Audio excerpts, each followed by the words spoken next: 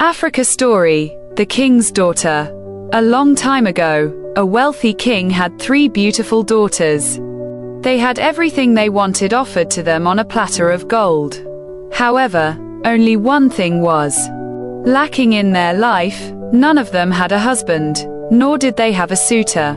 This made the king very unhappy. He had food, but he could not eat. "What shall we do now?" he asked his wife. "I want my children to be happily married, but they think that no one is good enough for them." The king's daughters were, however, not bothered.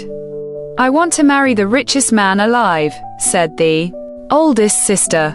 "I want to marry the most handsome man," the younger sister said arrogantly. "As for the youngest sister, I want to marry a king like my father. Only he will be richer and more powerful. Oh, what a life I shall live being the queen of a great empire."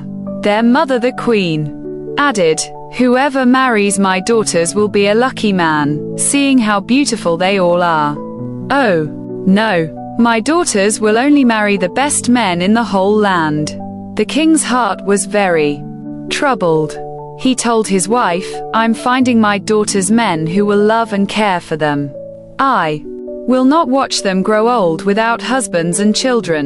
It was announced throughout the land that the king wanted the wisest man to marry his children.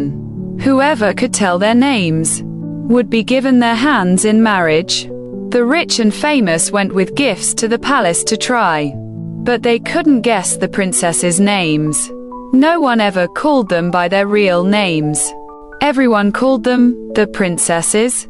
Soon, every available man in the land had gone to ask for the princesses' hands in marriage, but no one could tell their names. So, the tortoise, a very crafty animal, decided he would give it a try. But before he went to the palace, he sneaked around the princesses, following them everywhere without their knowledge. Just when the tortoise started to think there was no hope for him, luck smiled on him one day. The princesses went apple picking on the outskirts of the town. They hadn't gone very far when the youngest princess saw a bike. Now, a bike was a very uncommon sight in those days. The youngest princess was so excited that she started singing. As she sang, she called her older sister by her real name. The younger sister rushed over, and she did the same, calling their oldest sister. They ended up singing together,